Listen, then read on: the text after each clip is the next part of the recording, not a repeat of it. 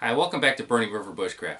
I've already done a video where I rebuilt a snare in the field by using the back of my axe to set the aluminum ferrules. So rather than redo that video making a snare with new components using the proper crimping tool, I thought I'd make a few more things that I use on the Trapline. That's going to be a cable extension.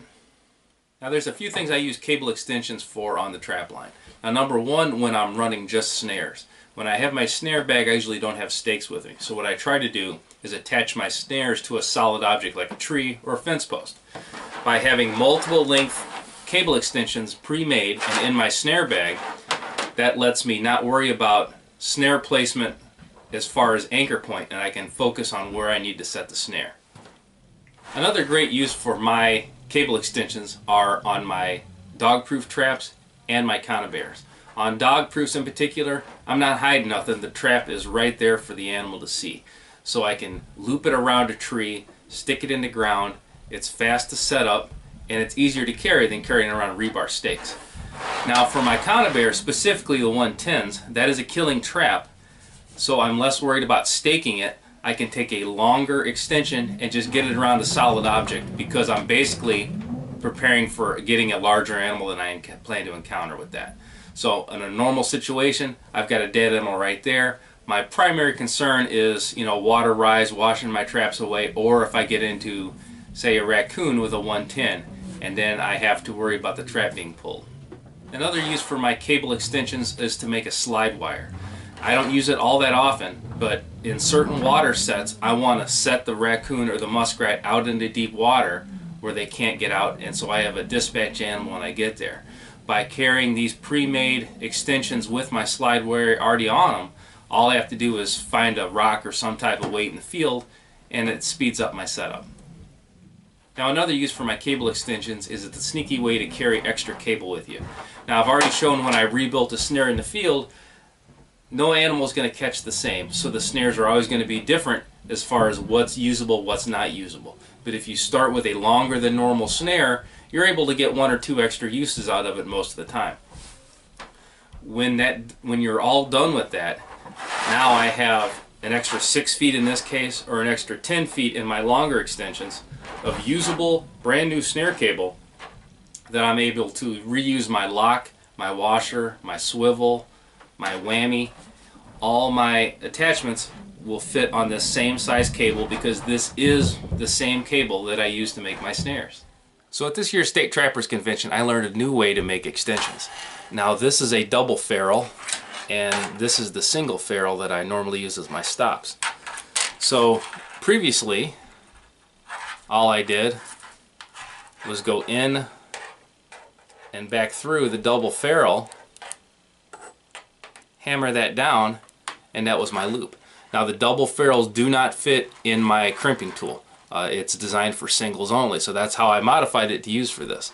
But what I learned at the trapping convention is to use the similar method like I did, go in and out, and then capture this end with a single stop. And that's what I'm going to do to make my 6-foot extensions.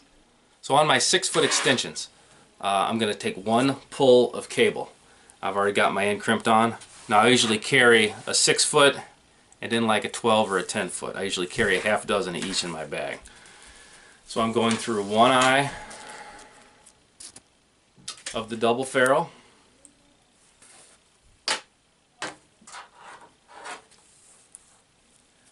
and then back in the same direction, and that's going to give me my loop. Now unlike in years past, I'm not going to crimp this. This is going to be a little more versatile for me.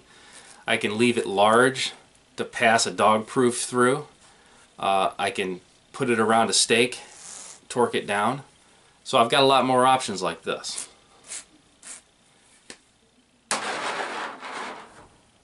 Now on the other end, I'm going to go through, back through the other end. Now I'm going to put a single button stop and crimp it into place.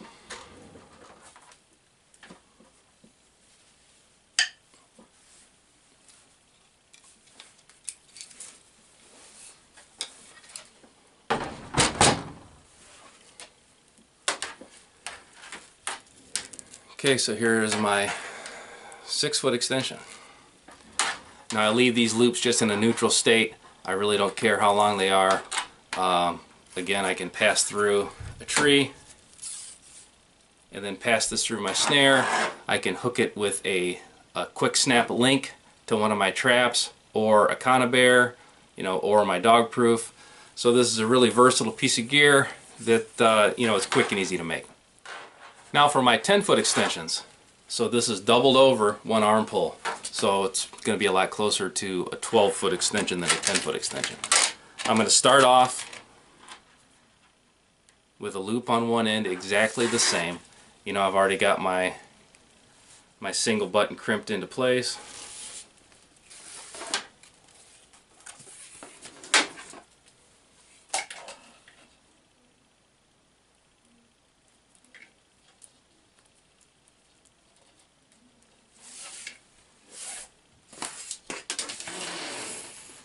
Okay, there's the loop on this end.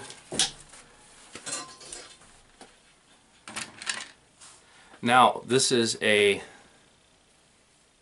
goes on a slide wire. So what this does is I can attach this to a cable, and it will let the trap go one direction, and when the animal tries the reverse direction, it will not let it. So it'll slide down but not up. So this is called a drowning lock. You can use it on land as well as in the water, but traditionally these are used to drown an animal. You can also place an animal somewhere away from your trap bed. That way they're not making a big trap circle around the area, destroying the area. Possibly even like if I catch a coyote in a field, you put a drowning lock, you can move that coyote into a dip in the field where it's less likely to be seen by non-trappers. So I'm going to put this in through the short end, and the longer end is what gets the trap. Direction doesn't matter because the loops are going to be the same on either end, so either one's going to be forward or backwards. Then I'm going to go back with my double, back in again,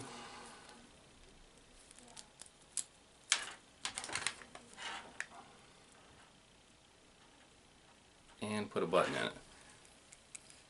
Okay, then I'm going to crimp this into place. Okay, so just like the 6-footer, the 12-footer is all set with the inclusion of a drowning lock. So now if I needed snare cable, but I still have my locks and my swivels, I've got 12 feet of cable here, I can make an easy 3 snares out of this in an emergency. But what this enables me to do by carrying these extensions, I can be 6 feet to 12 feet from a solid object with no stakes on me and still place my trap or snare where I choose to. Now the one thing to keep in mind is with a longer extension like this on a snare, the likelier you are to choke an animal out. So if you've got a possibility of non-target catches in your area, you got to keep that in mind. So as far as the drowning lock goes, you would set, this end would be by your trap. This end here would be in the water. So the animal can go one way, and when it tries to reverse directions it's not able to. It gets deeper in the water, it can't reverse directions, and then it dispatches itself. So, I don't use one all that often, but to put one on your extension is no big deal. They're inexpensive, and it gives you an extra option for your tool bag. Now as far as storage of these two items go, this is the same cable as my snare cable, so it will kink. It would still work for an extension just fine, but you will not be able to use it as snare wire in emergency if you have a problem. So get it about the loop you're going to want it for a snare, and then twist it around itself. And the best place to store this is in a dedicated snare bag, or maybe in a flat bucket or something. But you just don't want to be throwing this in your gear and having traps and hammers and all kinds of other stuff fall on it. Now your extensions are not part of your trap set. Normally you can lay them on the ground, kick them into mud, throw some leaves on them, and they're kind of out of sight. I'm going to treat these just like my snares that I did in an earlier video. I'm going to spray paint them, leave them out to air out a little bit. That way they're pre-treated in case I do need to use them as a snare. This has been Jamie Boggs with Burning River Bushcraft. See you next time.